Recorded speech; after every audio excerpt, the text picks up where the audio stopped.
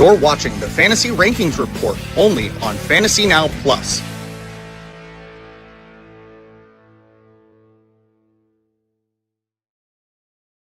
Hello and welcome to the Fantasy Rankings Report. My name is Christopher Kurt, but you can call me Topher. And my co-host this week, Michael Flores, is gone. So I want to actually introduce you to the newest staff member over at Fantasy Now Plus.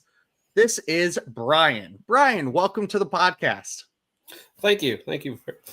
I'm excited. This is going to be fun. Good. I'm excited to have you here.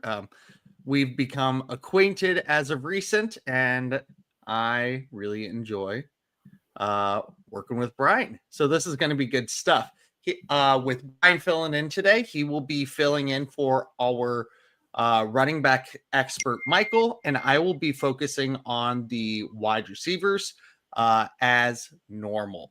I do want to bring up that this show is brought to you by Fantasy Now Plus and the Fins Talk Sports Network.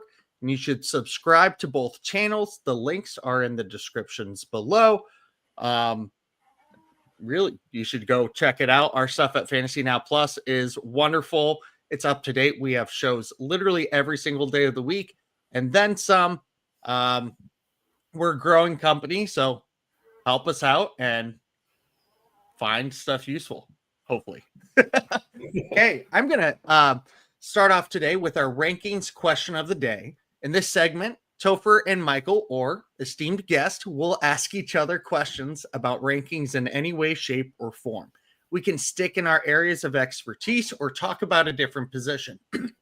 For the first time this season, I am coloring outside the lines, and I'm going to a different position.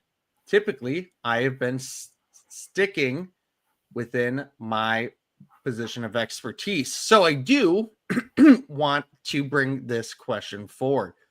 Here's a list of the top 10 tight ends according to Fantasy Pros ADP.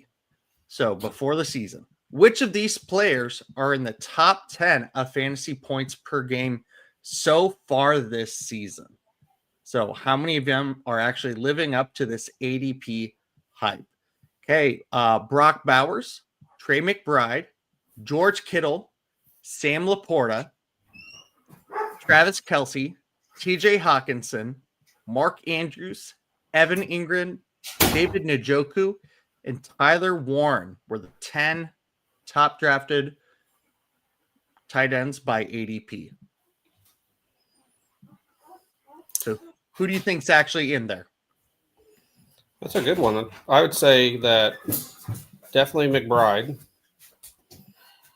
Probably Kelce. Warren for sure. Njoku probably. Laporta's right probably on that edge. I'll say Laporta. Okay. Any others, or do you think those are the ones you're going to go with? Those are the ones I'm going to go with. I know I almost said Hawk, but I don't think he's probably quite there. Oh, no. Hawk is at the 22nd highest fantasy points per game. He has not been holding the tight end university name in high esteem. I do want to talk you through this right here. We have in fantasy points per game, Tyler Warren, who is ADP 10, is at tight end number 3 right now. George Kittle, even though he's been hurt, that's why I said fantasy points per game, he's at 7 right now. Trey McBride at number 8 right now, and that is it. Out of your top 10 drafted tight ends, only 3 of them are producing within the top 10 in points per game right now. I didn't catch the points per game, but yeah, Kittle makes sense then. So points per game, it's crazy. Laporta and Kelce are right on the outside. Bowers is a little bit on the outside, and the rest are at least 9 spots or further away on the outside. Hey, today, just like every other show, I want to show you the document that we use so you can see what we are doing? How do we come up with all this information? So right here is the Google Sheet that we use, and we take multiple different fantasy websites, CBS, Fantasy Footballers, Fantasy Now Plus, Fantasy Pros, Rotoballer, and Yahoo. We take their rankings and make one composite rank. We also look at the mode. That's just a fun one. But it's always good to see that because it can almost point you in the direction of some consistency, the highs and the lows, and then the range. So seeing right here with George Pickens and Rashid Rice having a range of 8, that can be not as safe as a start as somebody like a Cortland Sutton, where you go, okay, the experts are really in on this guy versus varied consistency. And this week you're going to see a very strange CeeDee Lamb one, and that's because we don't know if he's going to play or not. There's hinting that he might, but there's no consistency there. We don't know. So some people are really high on him. 2 are like, yes, he's going to come back full form. The other 4 are like, we'll wait. We'll see, which I think is very fair. Okay. Our first segment that talks about these rankings is steady and safe. This is the part of the show where we each highlight 3 players in our positions of expertise that the consensus agrees upon. So we're going to talk about who do these experts agree upon? Who are they liking? I want to start off with my first one, and this is Michael Pittman of the Indianapolis Colts. He is right now wide receiver 24 in our rankings with a range of 4. Right now, we're focusing on people with smaller ranges. He has had some very good games early on this season. But if you take a look at his stats, he's slowly over the past 4 weeks declined in receptions, yardage, and last week didn't score a touchdown, and that kind of threw a wrench in how he's playing. So even though the experts are saying that, it's something to be aware of. He can be depended on as a wide receiver 3. I think the wide receiver 24 is a little too high with his downward trajectory, but the experts seem to be very happy with him right at that wide receiver 2, wide receiver 3 play. Yeah, and I think you're right. I think Michael Pittman's wide receiver 24. I'd probably put him closer to the lower side of that 20, 26, 28 range. But Daniel Jones does seem to do a lot better job of getting him the ball than AR did. Yeah, I mean, I think Daniel Jones could get the ball better to anyone blindfolded than AR did. It's very true, very true. But I mean, AR tried to, make himself go blind, so there's that. Very well played. Very well played. Now my first one was Cam Scatterbo. I mean, running back 16, range of 4.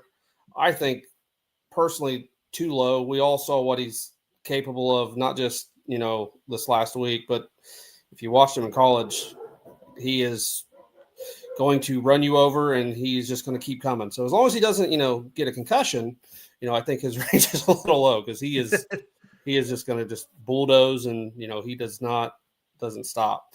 And it worked. They put a spanking on the Eagles, so why would you not really go with it again this week? Yeah, in theory he could get shut down, but I have a feeling that we're seeing the beginning of the Dart and Scatterbo season, and it's going to be fun to watch for the Giants. If you're a Giants fan, you haven't had much to look forward to, but you might finally start to have something to look forward to with Scat and Dart. And obviously when Neighbors comes back next year, that offense could be real exciting. It really could be. I'm with you there. And he has had at least 15 rush attempts over the past 3 weeks. And that's great. That's golden for a running back, especially a rookie running back, where people were like, oh, he's right behind Tyrone Tracy right now. he's broken through that pretty darn quickly. Yeah. My next wide receiver I want to talk about is T. Higgins. T. Higgins right here at wide receiver 33. If you would have told me, or pretty much anyone else in the fantasy football community, that T. Higgins was at wide receiver 33 and it was a step up from the past 2 weeks, people would have been like, okay, was he hurt? What's going on? No, just Cincinnati is an eyesore right now. It's not good. And however, when he played last week with Joe Flacco, he put up his season high of 8 targets, 5 receptions, and 62 yards. All of those 3 were season high statistics. That's where we're used to seeing T. Higgins like normalcy, or that's his average right there. I think with Joe Flacco at the helm, you're going to continue to see more of this. You're going to see more of this than what you saw with Jake Browning. Whew. And against a divisional opponent, you're gonna want to impress more. So I think T. Higgins, wide receiver 33, with a range of 5. I would almost put him above Michael Pittman because they're on opposite trajectories right now. Higgins is going up, Pittman's going down. Yeah, I absolutely could see that. I mean, you just got to wonder with Flacco. Sometimes you get good Flacco, sometimes you get bad Flacco, and yeah, that when you get good Flacco, I mean, obviously Higgins and Chase are going to eat. When you get bad Flacco, then it's like Jake Browning's back under center. So it's all going to come down to which Flacco shows up. I tend to think, like you said, division rival. Tomlin's comments, I think, is going to motivate a little bit too with his making fun of Andrew Berry. I mean, he complimented Flacco, but now Flacco's got to go live up to that billing, right? So yes, I think Higgins is likely to have a big day as well. I think the fact that the numbers you just said were his season high is just insane because he's healthy. And T. Higgins healthy, not have a 100-yard game. 5 catches is a season high. It's just. Yeah, he's due, and I could definitely see this being the week. Yes. So my next one was Kenneth Walker. He's running back 25 with a range of 4. And I'm a big Kenneth Walker fan. I think one of the biggest issues you have with Kenneth Walker is he's always going to get the first opportunity, but if Charbonnet, when he gets them spells, is doing good, he normally stays on the field. It's like comes more down to how good Charbonnet's playing, I've noticed with Seattle, than how good Walker's playing. Because Walker, the more he plays, the more he wears down the defense. He's a guy that needs the more reps and touches, and he's more effective. Whereas Charbonnet, if he comes in hot, they like to ride that hot hand, and then it obviously hurts Walker. So I think the range of 4 makes sense for that reason alone, just because you just don't really know if it's going to be one of them Charb days. The good news is Charbonnet doesn't normally do that. Whenever they're both healthy. It's weird how good he can be whenever Walker's hurt, but when Walker's healthy, it's like he takes a seat back. So I do think Walker running back 25, it's probably a good spot, with upside. Yeah, I'd be worried about who they're playing this week though. They're playing Houston, and they've been one of the best defenses. They have allowed the least amount of points scored on them this year so far. And also something else, I've been seeing some stuff on Twitter all over this. In 5 full games together, Kenneth Walker has 69 touches. Nice. And Zach Charbonnet has 64.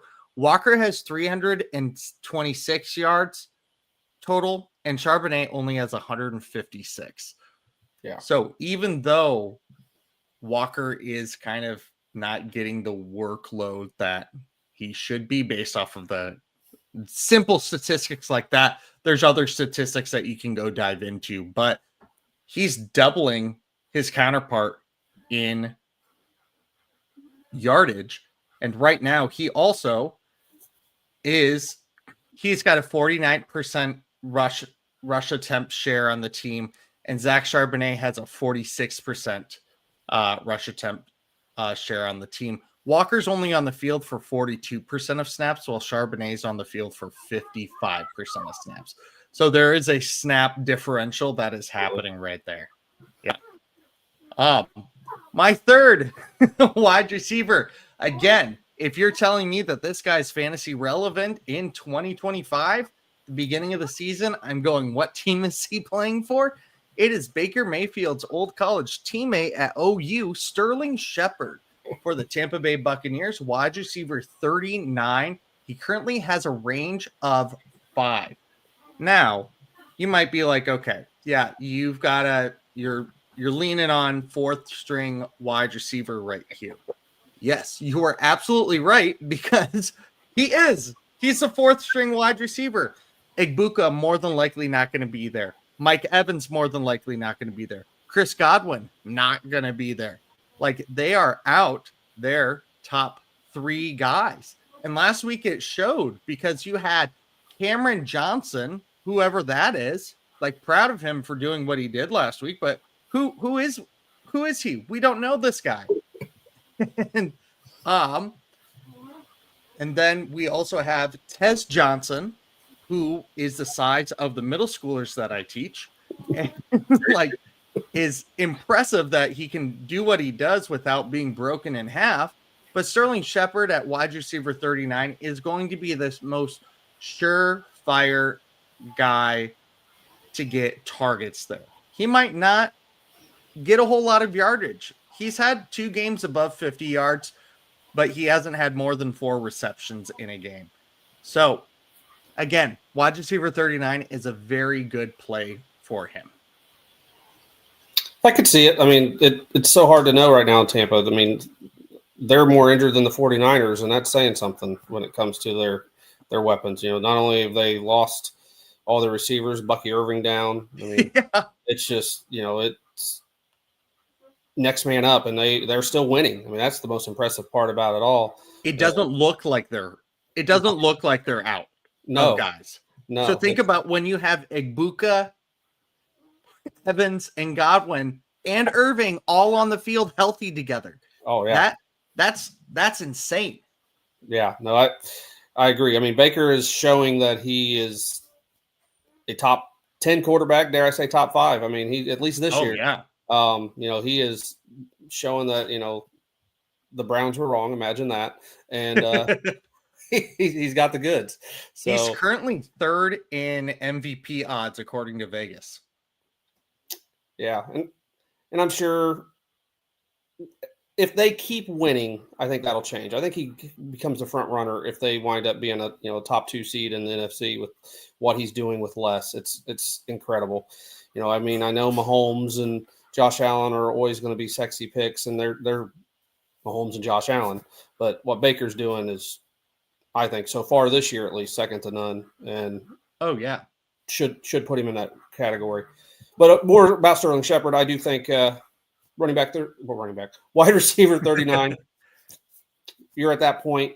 Why not? I mean, he's definitely worth the shot because he could wind up coming out wide receiver, 10 if he gets a couple big plays. And it's prime time.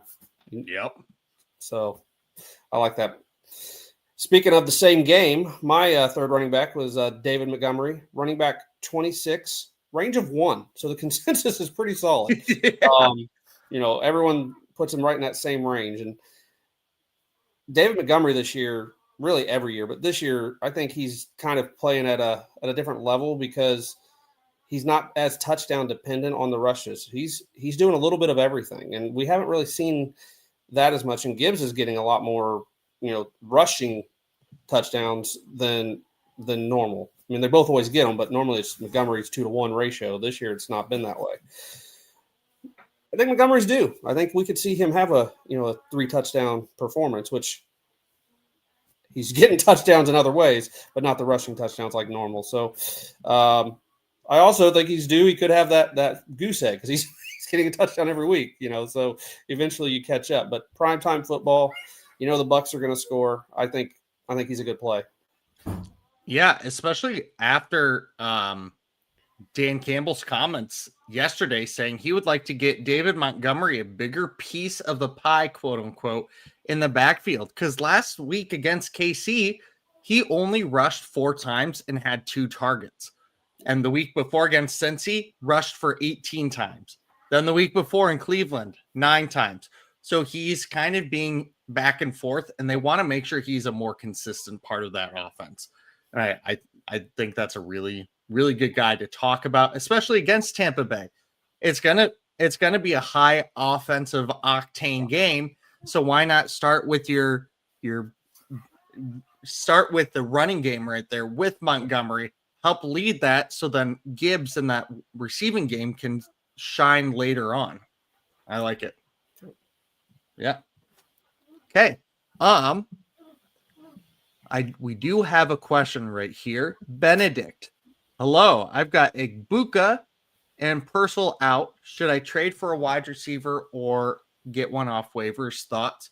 It depends on what kind of league it is. If it's a dynasty league, I keep Igbuka, I keep Purcell. That's pretty easy for me. I keep those things. I keep those players. They're going to be pivotal players for your dynasty league. You go wide receivers, or you go trade for one that you can play for a couple weeks, like a Sterling Shepard. You go find him, you go trade him and be like, I need this guy for a couple weeks. I would not trade either Igbuka or Pearsall, though. Even in redraft, I think I'd hang on to both of them unless you got a player that's just a slight tier, down, So Igbuka, I'm not trading redraft dynasty. No. I'll miss a week with him and be fine, Yes. Purcell, obviously probably the Michael Pittman, T. Higgins, if you get one of them, that's probably works out okay for you.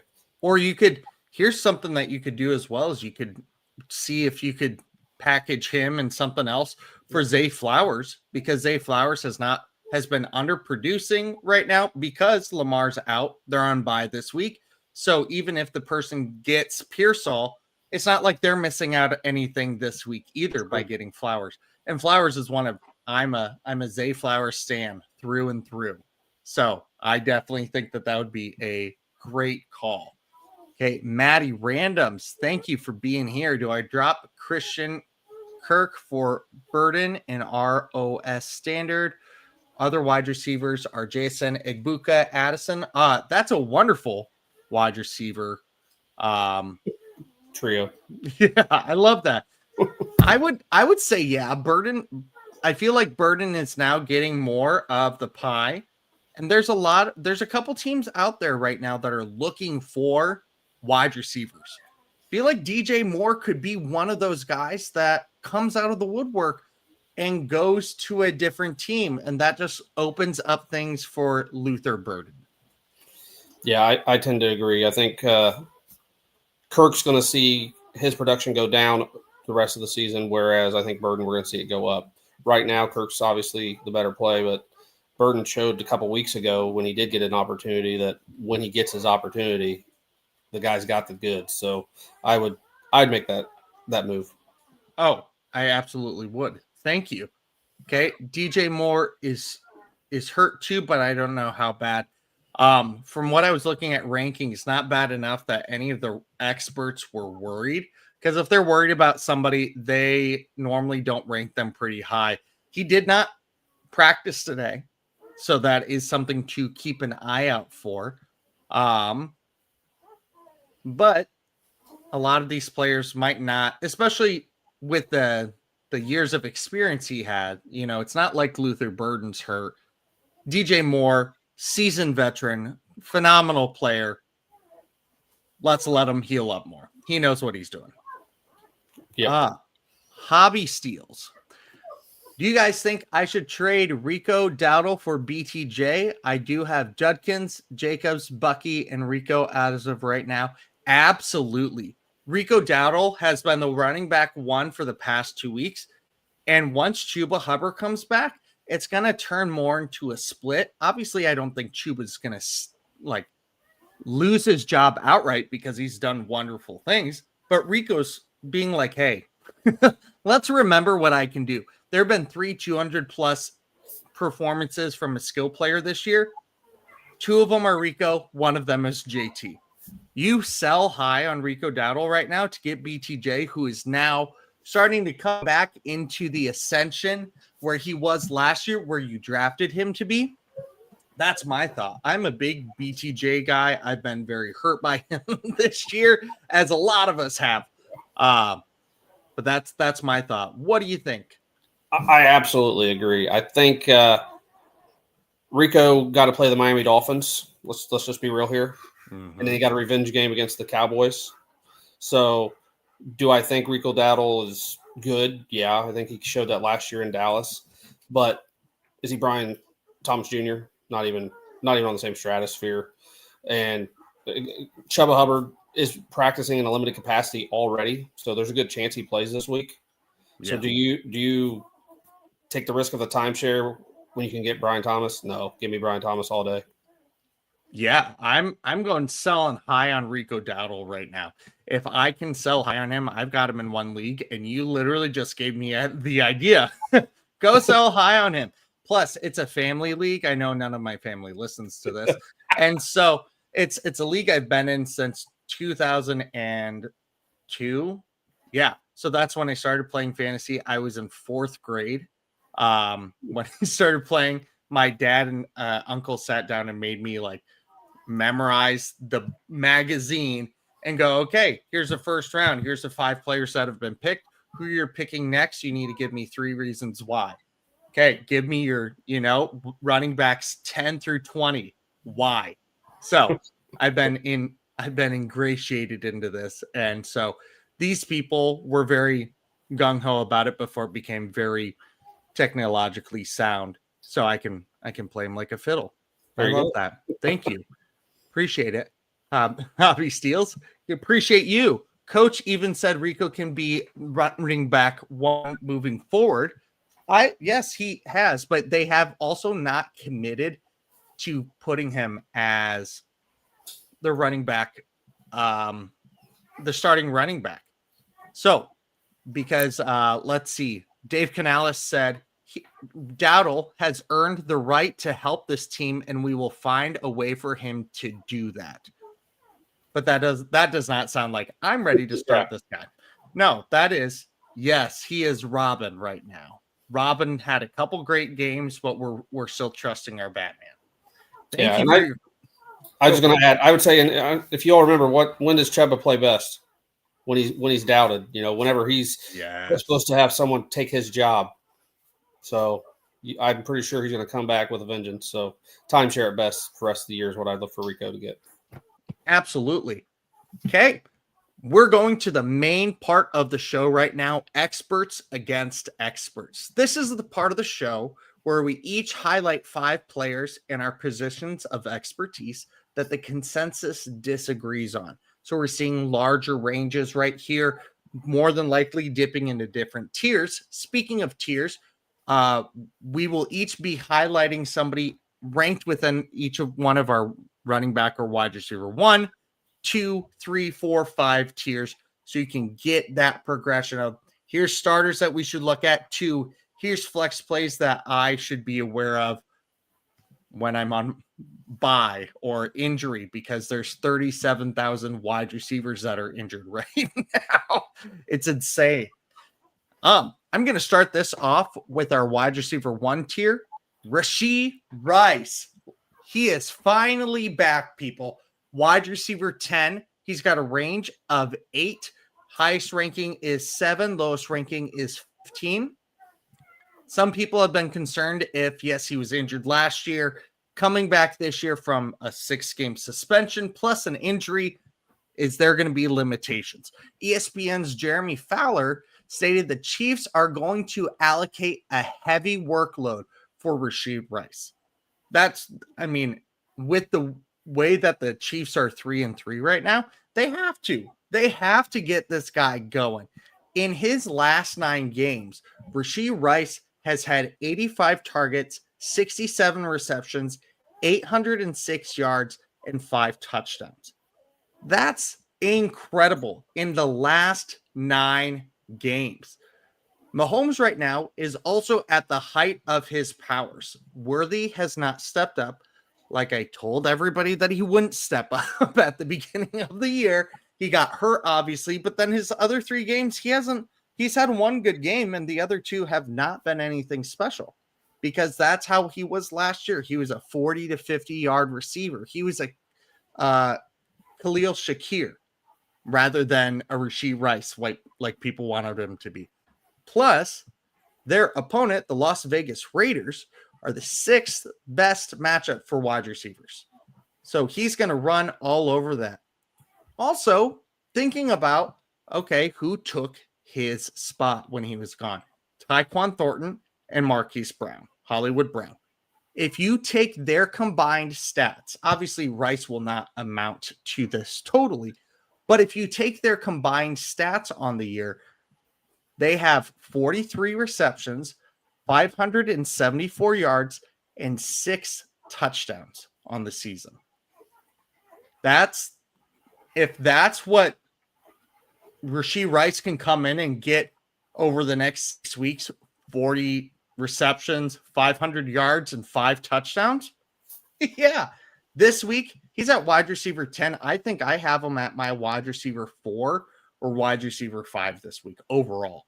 I think that he's just phenomenal. He's going to help this struggling Chiefs offense. He's what they want to design their offense around. Yeah, no, I like Rashee Rice a lot. I don't like your Worthy take. I like Worthy a lot too, but that's the fun part is we don't have to agree. I think Worthy getting that's the first time we haven't agreed today. I know. I think Worthy getting hurt by Kelsey definitely has affected him more. Like they talked about, he might need surgery, and I think they're kind of keeping him out there unhealthy just because of their weapon situation. Yeah. Having said that, I don't think that hurts Rice because again, Worthy's not healthy.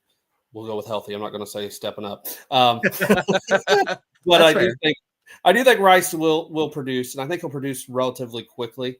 You do worry a little bit that first game back, 6 weeks, they're not allowed to practice. They say, who knows what they're actually doing, right?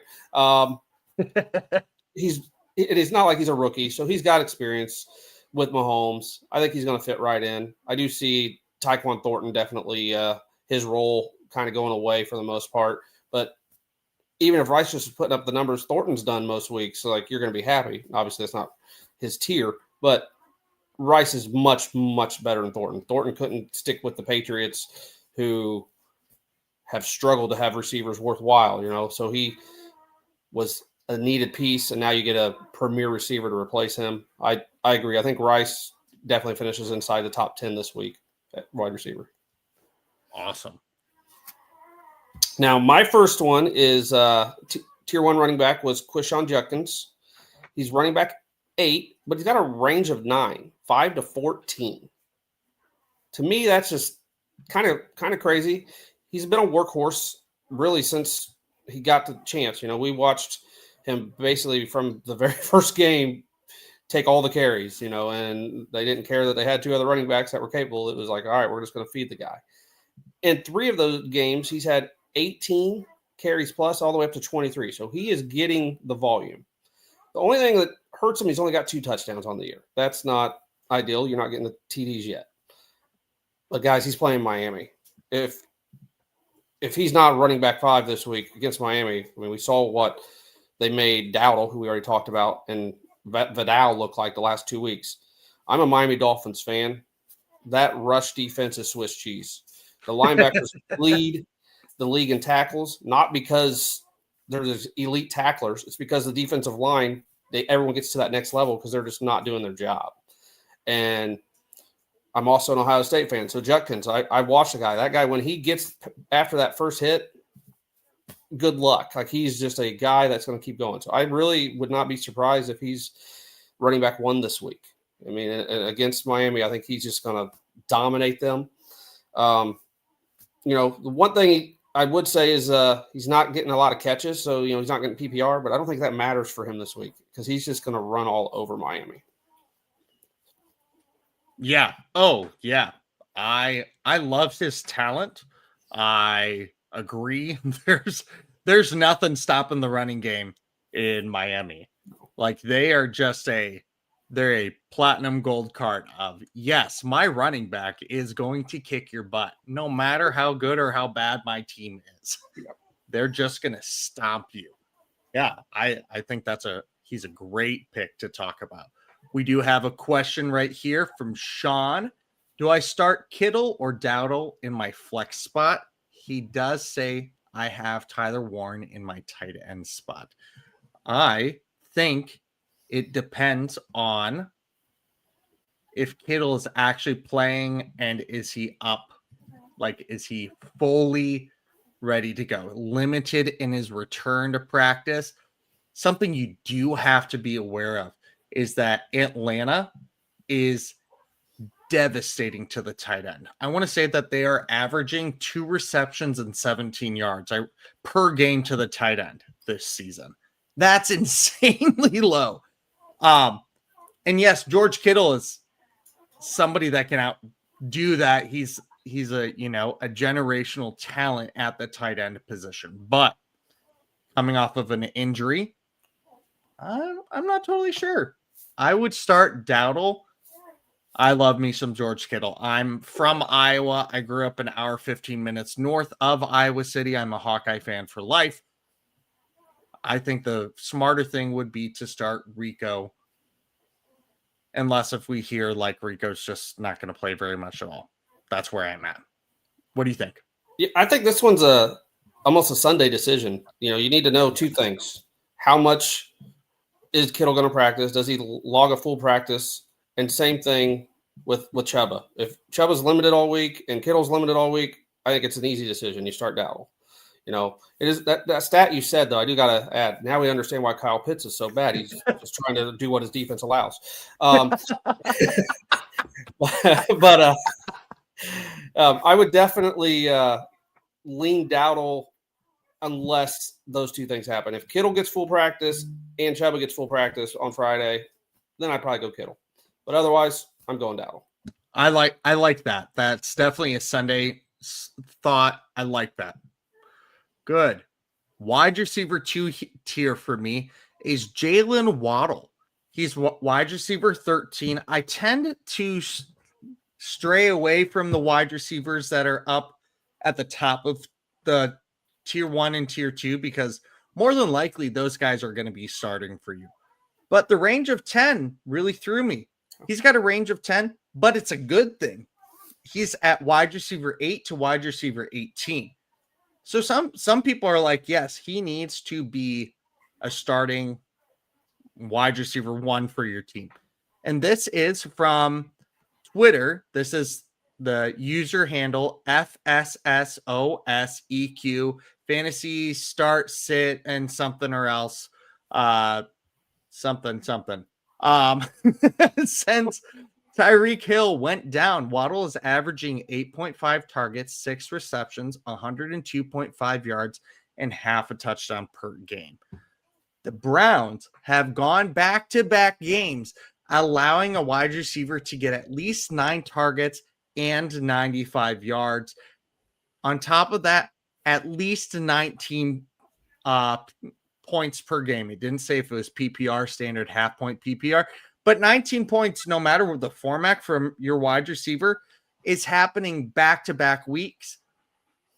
And Jalen Waddle has been putting up that plus more each week. Over the past 2 weeks, he has had 2 plays over 45 yards, and he's had the first read in the offense 36.5% of the time. He's also got a 27% target share and 51% of the team's air yards. Wow. Every time Tua's throwing the ball, every half yard, for every yard he throws, every half yard is going to Jalen Waddle. Like, he's just relying on him and Achane and Waller, but Waddle's the main guy. I tend to look up stats and see what other people put together on Twitter before I do my stuff here. Crazy thing, I couldn't find a lot about Jalen Waddle because the Giants are in mega hunt mode for a wide receiver right now. Found this out today. And Jalen Waddle is one of the names that they are saying we want to trade for him. This isn't just like a one-off. I was like, oh, okay. No, Underdog Fantasy was tweeting about it and other reputable sources where I'm like, oh, and it wouldn't make any sense for Miami to trade him, but we've seen stranger things happen in the NFL.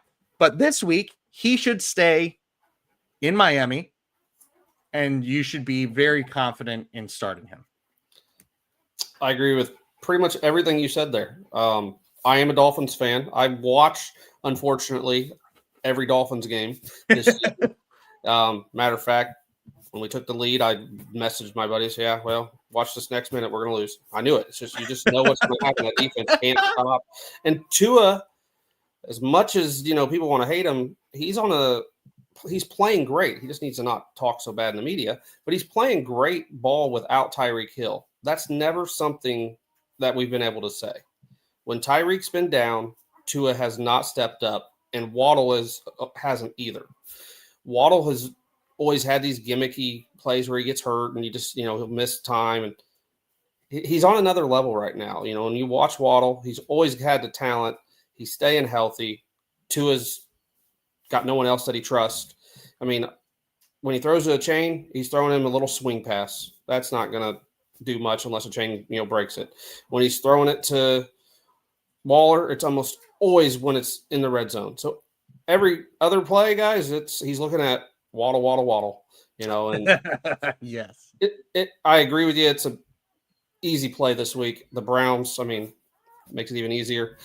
I will say the trade stuff, under normal circumstances, I would say get out of here, but Grier's got to do something. And 25 years of being with the team, and there's every time that he gets on the ready to fire thing, he decides, let's do a new tear down so I can buy myself more time. So I could see him making trades and trying to do a new rebuild and thinking he gets to do it. And I would hope that that's not the case, but probably will be.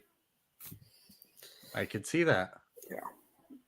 All right. So my running back tier was Rachaad White, running back 14. He had a range of 9. A little surprised with the range, 7 to 16. Sorry, I have puppies in this room, guys. Oh, darn. Puppies, yeah. The worst. And then last 2 games of he was RB7 and RB10. Like, that's pretty good. The only thing that he's, got hurting him would be he's only had, 7 catches. He has been a pass catching threat his whole career. Mm-hmm. And they're losing weapons left and right for Baker to throw to. Yeah. I understand he's going to get the volume at the, carries, but I could absolutely see him having just on catches alone, a 5 or 6 catch game this week. And the Lions are middle of the pack in rush defense, but they've given up 5 rushing touchdowns, which is near the top. Might have been the top. Now I think it was the number 1 most rush TDs given up this year. So he's going to have plenty of opportunities, and it's prime time. The players show up on prime time. Baker's going to show up. Goff's going to show up. Well, probably Goff's going to show up. I would hope the players show up. Like if they don't arrive to the game, like come on. Yeah. But I really like White this week. I would put him more in that upper echelon running back, probably 5 or 6. Oh, absolutely. I'm with you. I think him having a range of 9 shows you that some people aren't trusting what he can do, even though he's proven to be a valuable fantasy asset anytime that he's a starting back. Like, yes, I like all of it. Yeah, we've got a question here from Jonathan. Is Trey Tucker worth a pickup with possibility of Myers trade? He's somebody else that's been talked about, along with Chris Olave. There's somebody else that there were like 4 main people that have been talked about: Waddle, Olave, Myers. I think you have bench positions for a reason.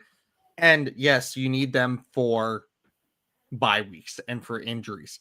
But you also need to have players that you can go, hey, this guy might break out. This guy, I need to hold on to him. What are your thoughts? I'm a little surprised he's available. Yeah. Most leagues he's probably picked up already. I have several shares of Trey Tucker and for just what you said, injuries for one, he's a good person to have for that. But then I drafted some of them and picked a lot of them up early with the Myers stuff going on out there, especially when Cooper retired. I was like, well, Trey Tucker, this could be a nice stash. So I'm high on him as a guy that you want to have on your roster. Probably not starting him right now, but yeah, I would definitely get him if you can. Yeah, and over the past 3 weeks after his breakout game, his targets, his targets didn't go up each week, but his receptions, his yards per target have all gone up each week. And he's only had 1 week under a 90% snap share, which was 88%. You want that kind of guy out there. Somebody that's seeing the field 90% of the time. Yeah, absolutely. I'm going to wide receiver 3, Wan'Dale Robinson, wide receiver 30. Controversial name right here, just because we don't know what he's going to do from week to week. He's got a range of 12 from 19. Wow. Yeah, from 19 to 31. And this is why I love doing this. This is why I'm like, yes, we need to. This is how this all started. Because I was seeing the fantasy footballers were posting, here are our rankings. And then I would see fantasy pros have their rankings. And I'm like, how are we supposed to trust? I was just looking at quarterbacks, and I remember seeing Tom Brady rankings at Tampa Bay being like, they were like 10, 12 spots apart before the draft. And I was like, that's rounds. Yeah. That's rounds apart. So this is why this is important, because this is from somebody that could be a wide receiver 2 for you to a flex consideration or a wide receiver 3. He's currently wide receiver 23 in 0.5 PPR.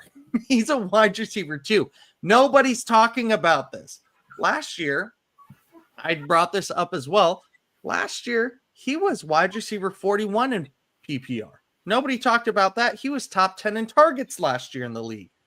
He is a good player. He's not going to give you many phenomenal weeks. He will be a lower producing guy, but he can give you some consistent stuff. He's also this year, in just 6 weeks, he has over half of his total yardage from last year and almost matched his touchdown total from last year. He had 3 touchdowns last year. He's got 2 so far. His yards per target and yards per catch are his career best. Right now, he's not the target monster he was last year, but they have a run game. They're finally able to do other things and dart runs too. So that takes away some of that, because you have a dual threat quarterback and a running back that will run into a brick wall consistently because he thinks it's fun. Okay. He really does. Yes. He also is 9th best wide receiver in the league for yards after catch, which is a great stat. As a Packers fan, I remember when the Packers on their Super Bowl run were yak monsters, and I've loved the yak stat ever since then. But he's ahead of JSN, Egbuka, Justin Jefferson, and Stephon Diggs in yards after catch, all who have more receiving yards than him. So he is making plays with it. He also is the 21st highest wide receiver target share in the league. He's got a higher target share than Jalen Waddle, George Pickens, and Cortland Sutton. So he is getting the targets. He's creating the yak. He's not going to be a fancy diva. He's not going to go win you games, but he's going to be somebody that consistently you can go, hey, I know he will score me points. It is a very rare week where he does not score you something that you are happy about. No, I'm a big Wan'Dale fan this year. I've got quite a few shares of him myself. Had some neighbor shares too, which making my Wan'Dale shares a little better now, right? But yes. But definitely kind of dove into a lot of what you talked about when I looked at his numbers last year. He was sneaky good last year, and no one talked about it. And like in drafts, a lot of times he wasn't even getting drafted. and there's no reason that he shouldn't have been based on just what he did last year without a competent quarterback, and we knew that Russell might not be, but we also knew they had Jameis and we knew they, had Dart. So odds are he was going to get someone to get him the ball. And, I think we're seeing that. And wide receiver 30 is the consensus. I do think that's kind of funny when the range is 19 to 31. So many people had him in that higher range clearly, which is a little funny to me, but I do think wide receiver 30 is probably low. I mean, Dart has to throw the ball to somebody, and whenever Wan'Dale's, on the field, that's his preferred target right now. So I like him a lot. So let me ask you this: would you start Wan'Dale or Kendrick Bourne? We expecting Mac Jones back this week? Yes. Let's go with Mac Jones. If it's Mac, I think you got to go Bourne because they got the chemistry. If it's Brock, you go Wan'Dale. What about Devonta Smith or Robinson? I'm going Robinson, and not because he's better than Devonta, but I do think that we're going to see the Eagles after 2 straight losses, after the complaining of the receivers, going back to what got them their first 3 wins of Saquon and Hurts running it down their throats. I do think we're going to see that because it's that formula works for them. So yeah, I think Wan'Dale I would start over Smith this week. What about Jordan Addison? Wan'Dale. Really? Yeah, because JJ's probably back. So that's true. I thought for a minute because I was like, McCarthy. What about Romeo Doubs? I'm starting Dobbs. Yep. What about Jamison Williams? Wan'Dale. I think he's more consistent. Okay. So those are the 5 receivers that are above him in the wide receiver 3 tier. So when you're saying he's a little too low, I was like, let's see if you can, if you mean that or not. Yeah, I do. yeah, you do. All right. And in my running back 3 tier, Travion Henderson, running back 29, but a range of 10, which pretty big range. Shows some people obviously expect that the breakout's coming, and other people think that it's never coming. So last week he had a season low snap percentage, 30% against New Orleans, which would be a team you'd think he'd be on the field more for. Only 1 game above 10 carries and only 1 game above 3 receptions. Now, having said all that, here's the big one. He's got Tennessee this week. It's a good matchup. And it's not just that they give up a lot of yards. They've given up a league high 4 rushes of 40-plus yards. If there's a breakout game coming, it's this one. Wow. He's explosive, and he's going against a team that gives up the long run. Talent's there. I really think, we'll see it. And then on top of all that, even though Stevenson got the bulk share last week, he had 13 carries for 18 yards. And the week before that, 7 for 14. There's a point where you go to the rook and give him the shot. And I think this is the week we're going to see that, because the fact that they give up the long run in the last 2 weeks, Stevenson's been about as bad as you can be running the ball. So for me, I put him more in the running back, 20 range, actually. Oh, yeah. I've got him still at that kind of that mid, that kind of like running back 2, running back 3 tier flip right there. Just not because of him, because of the coaching staff. Yeah. Because Stevenson's been dropping the ball. He's not gaining yards, and they're still going to him, but they're also winning games. They're not gonna, unless if something crazy happens and Travion makes something happen, which right now he's also not making stuff happen. If he actually makes things happen, then he can break out. You've seen Scatterbo do it. You've seen Bill Clinton, Krosky, Merritt, Alexander III break out. You've seen all these things. Travion just hasn't. Okay, we've got 5 minutes left here. So for our next ones, just make it quick bullet round right here. Wide receiver 4 tier. I want to talk about Troy Franklin of the Denver Broncos. He's wide receiver 43. He's got a range of 13. His highest ranking is 36. His lowest is 49. His snap percentage peaked at week 2 and 3, and then it's lowered by 40%. He only has 2 games above 50 yards and has 1 touchdown. He surpassed his projected points in weeks 1 and 2 and underwhelmed in every week. His week 1 projection was 4.92. So hopefully you're gonna pass that. Yeah. And every projection has increased from there. He's got a 18% target share on the team, second highest of the team, and he's got 24% of the team's air yards. They've got a lot of different options that they've been thrown around to down there, and he still has a quarter of the team's air yards. He's got the second highest snap percentage for skill players at only 64%. That's the second highest on Denver's offense. Wow. 64%. They're not playing anybody consistently besides Cortland Sutton. That is 108th at the skill position out of running backs, tight ends, and wide receivers in the league. He's 108th in snap percentage. That's the same as Isaiah Likely, and he's just above reputable names like Jordan Whittington, Diami Brown, Jahan Dotson. Wow. Here's the redeeming factor, though. They are playing the third best wide receiver matchup according to Yahoo with facing the New York Giants.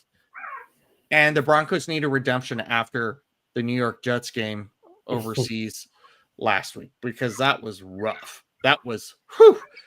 And so they've got a chance. Troy Franklin is somebody that can come out and give you a burst game. This is a week that I trust him to give you that more than he would other weeks. Yeah, no, I mean, I know we got to be quick, so I would say he's probably of the Denver receivers not named Cortland Sutton, the one you want to play when you have to play one. And if there's a week, like you said, you got the Giants. I do think that there's going to be some points scored there, hopefully, because they can't do London again. So yeah, I think he's a good wide receiver 4 tier, right where he should be. But yeah, I agree with you. I like it. My running back 4 tier was Michael Carter, running back 38 with a range of 9, 32 to 41. He's had 2 straight games, being in a split, but still producing. And he also had 5 targets in both games. Only had 2 catches in one, but 5 in the other. So he has high PPR upside, even in a split. I think Bam Knight will be a factor because he did have 11 carries and a touchdown last week. The big question for him is, will Demi Ricardo get out of the doghouse? He had 1 carry last week. He was barely on the field. He dropped that ball, cost him the game in many ways. So if he gets out of the doghouse, I think we see Michael Carter take a dip, but I wouldn't be at all surprised if it doesn't matter anyway, because they're playing your Packers, who have the top rush defense. They've only given up 365 yards on the ground through 5 games. So when it's all said and done, I would avoid Michael Carter. I do think that, the range of 9, I understand it, but of the Cardinal running backs, I would play him if I had to pick one. Yeah, I would avoid it, just not because I'm a Packers fan. From a fantasy standpoint, unless if you're a juggernaut running back, you're not going to do much against this Packers rush defense. And Arizona is not a juggernaut team. This is a team that they're going to have to play from behind against the Packers, unless the Packers try and beat themselves again like they did in Cleveland or tie themselves like they did in Dallas. Isn't it amazing us traded, to get Kenneth Grant, that big trade, to help that run defense? You mean Kenny Clark? Kenny Clark, yeah. Sorry. Yeah. Yes. Yeah. I know. Yeah, Kenny Grant, he's the bust for Miami so far. Sorry. Yes, exactly. Lovely. I'm sure it's your favorite thing to talk about. Oh yeah. Yeah. Real quick, wide receiver 5 tier, Alec Pierce, wide receiver 52 of the Indianapolis Colts. He's got a range of 17 from 48 to 65. He's had 65 plus yards in 2 of the 4 games he's played this year. Last season, he had 7 touchdowns. This year, he has none. He also leads the team in air yardage, as we've talked about with a couple of receivers before, 35%. And he's got a 40% end zone target share, much higher than any other receiver or tight end on that team. He is due for a touchdown. He's got a 77% snap share, which is better than what we were seeing with Troy Franklin, who's ranked 9 spots above him. And he's got the 4th most targets on the team with 15% target share. I think that Alec Pierce is a great flex play. He was a stunner last year with having right around 800 yards and 7 touchdowns. And he's been injured the past couple weeks. He's coming back. Reggie White, wide receivers coach, has been all about him, hyping him up, saying this kid works his butt off. We love this kid. He's grown so much in their 4 years there. They want to get him more involved. Thank you for saying Reggie White, not Wayne. So we both made a boo boo. Did I say Reggie White, wide receivers coach? you were just helping me out for mine. Yeah, exactly. Gotta help out. Yeah. No, I think his range is low, and I don't know if when you did this, you saw the news with Mr. Downs with a concussion. Yep. Today, so likely not playing. So I think that's going to make Alec Pierce that much better, and I would absolutely start him above your wide receiver 4, Troy Franklin. Not above Wandell, but I think he's closer to Wandell than Troy this week as far as where I'd put him. So I do think a wide receiver 52 is way too low, and I think he should break out. I agree with you. My last one I was going to talk about, it's kind of funny, which we're running short on time, was Carolina. I wanted to kind of talk about, what that backfield is going to look like, with Dowdle looking more like running back 1 and Hubbard due back. And we kind of already talked a little bit about that earlier. So, yeah. I think that Dowdle will be a split. And I think once Hubbard's healthy, though, it's going to be his job again, personally. I just think Hubbard's shown it time and time again that he's the man. I definitely agree with you right there. Okay, Brian, thank you so much for being a part of the show today. I really appreciate it. Thanks for having me. This has been a lot of fun. Yeah. Where can people find you? Well, I'm on X, formerly Twitter, as DanMan2133. I'm also on Blue Sky.